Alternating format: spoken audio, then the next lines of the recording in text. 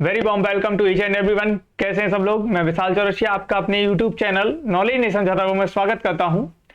देखिए दोस्तों, कल हमने बात कर ली थी किस पर। कल हमने पूरे जितने भी कंप्लीट कॉन्सेप्ट किए थे उसके बाद हम आगे बढ़ेंगे। अब आज हम जो बात करने वाले हैं वो बात करने वाले हैं मैन्युस्क्रिप्ट पर। अब जो आपकी मैन्युस्क्रिप्ट होने वाली हैं उनको बहुत अच्छे से ध्यान से समझेंगे सभी लोग, मैन्युस्क्रिप्ट में क्या बताया गया है। ठीक है दोस्तों, अब मैन्युस्क्रिप्ट जो दी गई है आपको यहाँ पे, वो आपको सबसे पहले आपको कुछ नहीं करना है, केवल मैन्युस्क्रिप्ट को समझना है अभी।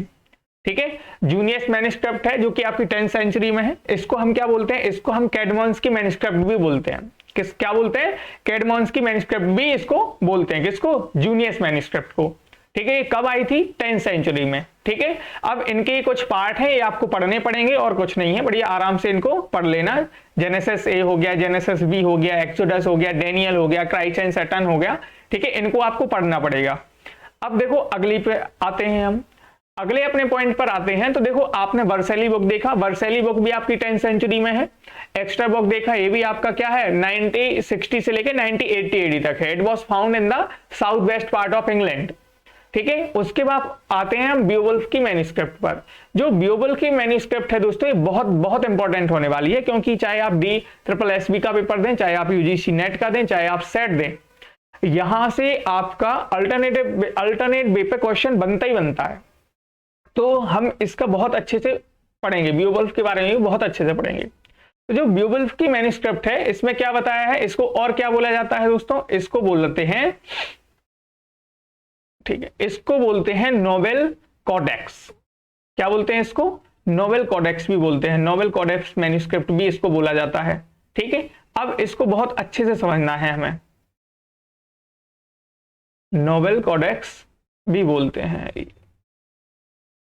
अब देखो, अगर कोई आपसे पूछे भाई बियोवुल्फ की मैन्युस्क्रिप्ट का सेकंड नाम क्या है, तो आप बोल सकते हैं ना कि भाई उसको नोवेल कॉडेक्स मैन्युस्क्रिप्ट भी बोला जाता है, या second part of the second manuscript comprising the cotton MS बेटेलियस। ठीक है, अब इसको हम क्या बोलते हैं, इसको हम नोवेल कॉडेक्स मैन्युस्क्रिप्ट भी बोलते हैं। आपको केवल इतना याद रखना है। ठीक है, चलिए हम अब बात करते हैं अपने इंपॉर्टेंट राइटर्स पर बात करते हैं। तो इंपॉर्टेंट आपके राइटर्स कौन कौन होंगे, तो सबसे पहले हम बात करेंगे किस पर, सबसे पहले हम बात करेंगे साइनवुल्फ पर, कि भाई साइनवुल्फ का काम क्या है भाई यहाँ पे। तो देखो साइनवुल्फ जो है वो एक रिलीजियस पोएट है दोस्तों। एंग्लो सैक्सन इरा के 9th सेंचुरी के आपके क्या है दोस्तों, आपके रिलीजियस पोएट है। कौन से, रिलीजियस पोएट है। ठीक है, उनकी जो पोएम्स दी गई हैं दोस्तों, वो किस पर बेस्ड है, वो क्रिश्चियनिटी पर बेस्ड है। बिब्लिकल थीम पर बेस्ड ना होकर किस पर है, क्रिश्चियनिटी पर बेस्ड है। ठीक है, और इनकी जो पोयम है, इनकी पोयम में जो मूड है वो किस तरीके का है, इनकी पोयम में आपको डिस्प्ले मिलेगा कैसा, इनकी पोयम में आपको डिस्प्ले मिलेगा एज अ चिंतन टाइप का, बोलते नहीं, मेडिटेशन टाइप का।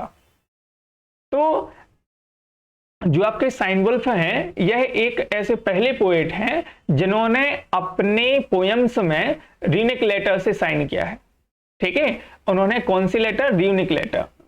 कौन सी लेटर दोस्तों, र्यूनिक लेटर से। ठीक है, मतलब उन्होंने र्यूनिक लैंग्वेज का यूज किया है, साइन किया है उन्होंने अपनी पोयम में।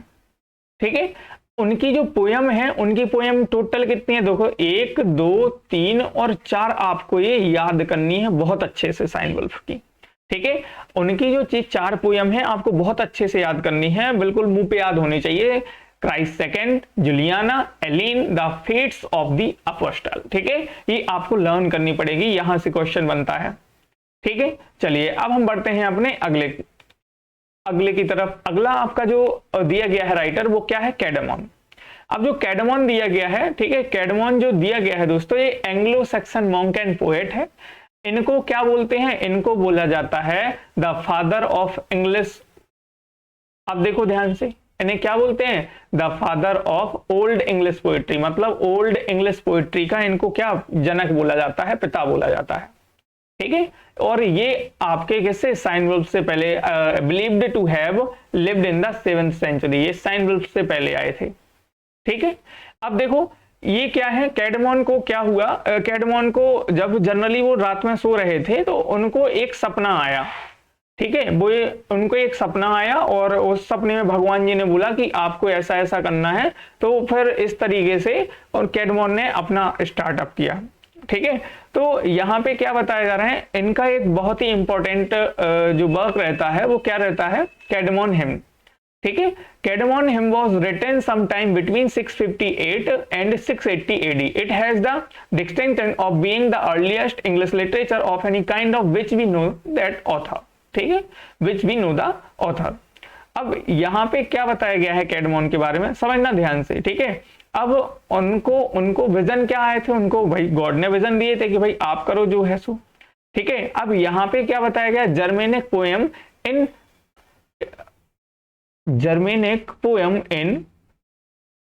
एलिटरेटिव वर्स। अब यहाँ की जो जर्मेनिक पोएम है दोस्तों, वो किस में है, एलिटरेटिव वर्स में है। एलिटरेटिव में आपको बता चुका था कि एलिटरेट का मतलब क्या होता है। एलिटरेट का मतलब क्या होता है, एलिटरेट का मतलब होता है कॉन्सोनेंट का जब हम बार बार क्या करते हैं, पुनरावृत्ति करते हैं। ठीक है, रिपीटेशन करते हैं, तो उसको हम एलिटरेटिव बोलते हैं।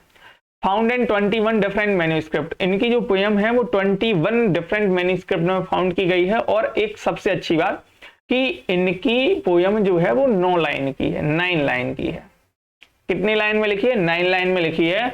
और इस पोएम के बेस्ड पर ये 9 लाइन की लिखी है। और उनको क्या बोलते हैं भाई, the father of old English poetry, old English poetry के पिता। ठीक है, अब इन्होंने अपनी ही पोएम में एपिथेट भी यूज किए हैं। एपिथेट का मतलब होता है एडजेक्टिव। क्या होता है, एडजेक्टिव होता है एपिथेट का मतलब। जैसे उन्होंने गॉड के लिए, God is master, almighty, eternal, Holi and mighty. ठीक है, तो ये उन्होंने एडजेक्टिव यूज किए, सबसे पहले इन्होंने एडजेक्टिव यूज किए थे। ठीक है, चलो अब हम बढ़ते हैं अपने अगले की तरफ। अगला जो आपका राइटर रहेगा वो है बीड। ठीक है, जो बीड है दोस्तों वो आपके क्या थे, नॉर्थम्बियन थे। क्या थे, नॉर्थम्बियन। और जो नॉर्थम्बियन थे आपके जो बीड, ठीक है, और ये बहुत ये स्कॉलर थे। ठीक है, नॉन एज विनर वैलीज। ठीक है, अब यहाँ पे विनर वेल्स जो लिखा हुआ है, अब इसको ध्यान से समझना, यह आपकी लैटिन लैंग्वेज का वर्ड है। इसका है लैटिन लैंग्वेज का, इसका मतलब होता है लर्नड बीड। ठीक है, ये एक क्या थे, स्कॉलर थे। बहुत मतलब ये आपके लिए बहुत इंपॉर्टेंट होने वाला है पॉइंट। ये एक स्कॉलर थे, आपको केवल इतना याद रखना है यहाँ से। ठीक है, इन्होंने क्या किया, used Latin in vernacular and popularised it's use in literature. मतलब इन्होंने क्या किया, सबसे पहले जो मिशनरीज थी वहां की, सबसे पहले इन्होंने लैटिन लैंग्वेज वहां से सीखी। और फिर वो लैटिन लैंग्वेज सीखने के बाद में इन्होंने क्या किया, अपने लिटरेचर में डाला इसको। ठीक है, जो लैटिन लैंग्वेज थी वो किस में डाला उन्होंने, लिटरेचर में डाला। मतलब अपनी जो लिटरेचर में जो लैटिन लैंग्वेज आई है उनका श्रेय किसको जाता है, उनका श्रेय जाता है बीड को। किसको जाता है, बीड को जाता है। ठीक है, और उन्होंने क्या किया, उन्होंने introduced instructional versus in poetry. और उन्होंने क्या किया, उन्होंने अपनी पोएट्री में, ठीक है, इंस्ट्रक्शनल वर्स रखे, पोएम्स रखी। ठीक है, अब बढ़ते हैं हम अपने फेमस वर्क पर। अब जो फेमस वर्क्स हैं वो क्या है इनके फेमस वर्क्स। लो भाई, आपको ये दे दिया जाए, यहां से आपका एक क्वेश्चन बनता है, ecclesiastical history of the English people. ठीक है, ये आपका इंपॉर्टेंट रहेगा 731 AD में। ठीक है, एक और है द ग्रेट क्रॉनिकल। अब यहाँ पे जो दिया गया है द ग्रेट क्रॉनिकल, अब एक बात याद रखना, ये कब आया, 725 AD में, अकाउंट ऑन बिब्लिकल हिस्ट्री। अब आपने देखा होगा कि भाई बिब्लिकल हिस्ट्री मतलब बाइबल कब आए थे। ठीक है, आपको पता है सबसे पहले क्या कौन आए थे, कल मैंने आप लोगों को बताया था। ठीक है, कल की जो क्लास थी हिब्रू, और आपको क्या बताया था, देखो यहाँ पे समझना ध्यान से। देखो मैंने कल आपको हिब्रू के बारे में बताया था ना कि ओल्ड टेस्टामेंट था, न्यू टेस्टामेंट था। देखो ये लिखे हुए हैं हिब्रू एंड जूइश जो बाइबल दिए गए हैं, और फिर उसके बाद ओल्ड टेस्टामेंट, न्यू टेस्टामेंट, फिर उसके बाद में उसको ग्रीक में कन्वर्ट किया। ग्रीक में कन्वर्ट करने के बाद में फिर आपके पास में क्या है, आपके पास में अब यहाँ पे आपको क्या मिल गया, द ग्रेट क्रॉनिकल मिल गया। ठीक है, तो यहाँ पे आपका ये बिब्लिकल हिस्ट्री के बारे में बात है। और अगला वर्क उनका है क्या, लाइफ ऑफ सेंट पॉल। ठीक है, सेंट पॉल की क्या लाइफ। ठीक है, he was a major apostle of Christ, hence Bede introduced writing in the genre of lives. ठीक है, उन्होंने क्या बताया है, बीड ने ये आपके लिए लाइफ ऑफ सेंट पॉल जो वर्क दिया गया है बहुत इंपॉर्टेंट वर्क है आपके लिए, ठीक है, इसको भी आप लोग कवर करेंगे अच्छे से। चलिए अब हम देखते हैं अगला। अब उनकी जो एक पोयम दी गई है, उनका जो एक फेमस वर्क दिया गया है, वो क्या दिया गया है, वो एक एस्ट्रोलॉजिकल भी है और एस्ट्रोनॉमिकल भी है, ठीक है। वो कौन सा है, on the nature of things. On the nature of things जो दिया गया है वो आपकी एक एस्ट्रोनॉमिकल और एस्ट्रोलॉजिकल वर्क भी दे रखा है, ठीक है। चलिए तो फिर हम अपने अगले वर्क की तरफ बढ़ते हैं। अब देखिए आपका जो अगला पॉइंट दिया गया है वो दिया गया है मेजर पोयम, ठीक है। इनकी मेजर पोयम अब कौन कौन सी हैं, देखो अभी हमने मेजर वर्क पर बात कर ली, अभी हमने मेजर राइटर पर बात कर ली, अब हम मेजर पोयम्स पे बात किए ले रहे हैं, ठीक है। तो अगली जो मेजर पोयम्स है वो है विटसेथ। अब देखो विटसेथ जो दिए गए हैं वो कब found in the extra manuscript, ठीक है। अब ये कब पाए गए भी, एक्स्ट्रा मैन्युस्क्रिप्ट में पाए गए, कब, 10th सेंचुरी में, कब, 10th सेंचुरी में। और इसमें कौन सी डायलेक्ट है, वेस्ट सेक्सन डायलेक्ट है, assumed to be written in Northumbrian, ठीक है। अब ये कब नोट की गई, कब रिटर्न की गई, कब लिखी गई, नॉर्थम्ब्रियन में, समवेयर अराउंड लेट 7th और अर्ली 8th सेंचुरी, कब, 7th और 8th सेंचुरी के बीच में, ठीक है, मतलब 7th सेंचुरी के लास्ट में और 8th सेंचुरी के पहले, ठीक है। अब देखो यहाँ पे क्या बताया गया है, it is an autobiography of a scope. अब यहाँ पे जो विटसेथ है वो आपके क्या है, स्कोप है, ठीक है। स्कोप क्या कहलाते हैं, who visits various court and tells about the experience and functions as a minstrel, ठीक है। एक कविताओं के रूप में कहानियों को बताते हैं, ठीक है। जैसे आपको पता है कि अपनी जो रामायण है, अपनी जो ग्रंथ है, इन एपिक पोयम है, ये कौन सी पोयम है, एपिक पोयम है, ठीक है। वैसे ही यहाँ पे जो स्कोप रहते हैं वो आप बताते रहते हैं, ठीक है, बोल बोल के, मतलब गा गा के बताते हैं, ठीक है। He is a far wanderer, ठीक है, एक फ्रेज दिया गया है फार वांडरर, उन्हें फार वांडरर भी कहा जाता है, ठीक है। चलो हम बढ़ते हैं अपने आगे के पेज पर, ठीक है। बहुत अच्छे से समझना, ये जो है आपके लिए ज्यादा इंपॉर्टेंट नहीं है, लेकिन हाँ इसमें एक चीज इंपॉर्टेंट है, वो इंपॉर्टेंट क्या है, वो है एलवी। एलवी जो आपको दिया गया है ये क्या है, ब्रेवेस्ट ऑफ ऑल, मतलब जितने भी आपको यहाँ पे एक किंग दिए गए हैं, ये जितने भी लिखे गए हैं, ये इनको पढ़ना वैसे नहीं है आपको केवल इस पे ध्यान देना है, ये क्वेश्चन आता रहता है इसका पेपर में, ठीक है। ब्रेवेस्ट ऑफ ऑल, ये सभी में से ब्रेव था, ठीक है। Widsith has present a wonderful and vivid vista of a Germanic world, of the Germanic world with all its history of geography, ठीक है। It can be viewed as the first catalogue of ruler ever produced. The narrative is product of the word's imagination and how he sees and presents his history and his world, ठीक है। चलिए हम बढ़ते हैं अपने आगे page की तरफ। आगे पेज दिया गया है बियोवुल्फ। अब देखो बियोवुल्फ जो है वो आपकी एक एपिक पोयम है। आपकी जो एपिक पोयम बियोवुल्फ दी गई है दोस्तों, ये बहुत इंपॉर्टेंट है और यहां से क्वेश्चन बनते ही बनते हैं, ठीक है। तो इसको बहुत अच्छे से आप लोग समझेंगे। जो बियोवुल्फ आपको दिया गया है, यहाँ पे बियोवुल्फ के बारे में समझना अच्छे से। The most important poetic fragment of the Anglo Saxon era, Anglo Saxon era का ये सबसे इंपॉर्टेंट पार्ट है बियोवुल्फ, ठीक है। इसमें कंडीशन क्या है, the only complete long epic of the Anglo Saxon poetry. अब ये कंप्लीट लॉन्ग एपिक पोयम है आपकी एंग्लो सैक्सन पोइट्री की। It was found in a single manuscript, ठीक है। It was found in a single manuscript, यह एक single manuscript में है, Cotton MS Vitellius 1010 AD.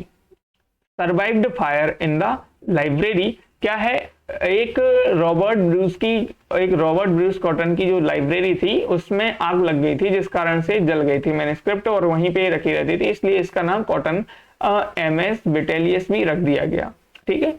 Uh collector of manuscript written in West Saxon dialect, और ये West Saxon dialect में written की गई। पार्ट हिस्ट्री पार्ट मैथोलॉजी, ठीक है, मतलब इसकी जो मैथोलॉजी है, इसकी जो हिस्ट्री के पार्ट्स हैं, ठीक है, वो भी बताए गए हैं इसमें बियोवुल्फ में। और इसकी जो लाइनें हैं वो कितनी है, वो है आपकी 3182 लाइन, ठीक है, 3182 लाइन है। Recited by an anonymous word, ठीक है, एक अननोन राइटर के द्वारा इसको लिखा गया है। It deals with the events of early 6th century, though it is believed to be written in 8th century itself. There is no common concerns if it is the only epic of the Anglo Saxon poetry और one of it. ठीक है, चलिए अब हम बढ़ते हैं अपने अगले पेज की तरफ। Written in 2 parts contains 3 narrative. ठीक है, यह 2 पार्ट्स में नोट की गई है, यह 2 पार्ट्स में लिखी गई है। ठीक है, और इसमें 3 नैरेटिव हैं।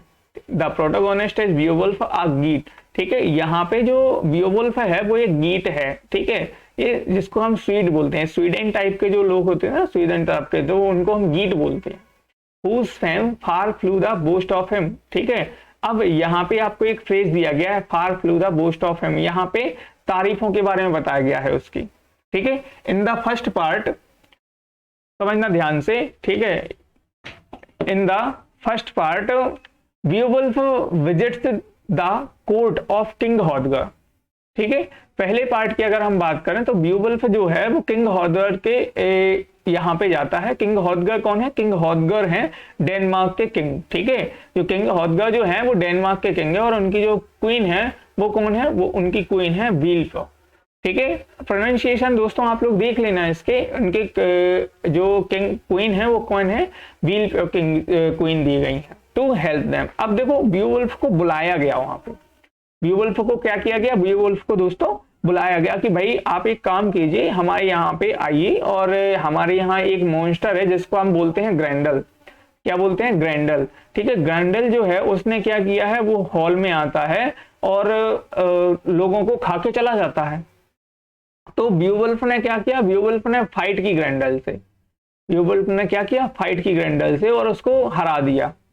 ठीक है, अब उसको कैसे हराया? ही टीयर्स हिज आर्म ऑफ। ठीक है, इस तरीके से आपका एक क्वेश्चन ये बन गया।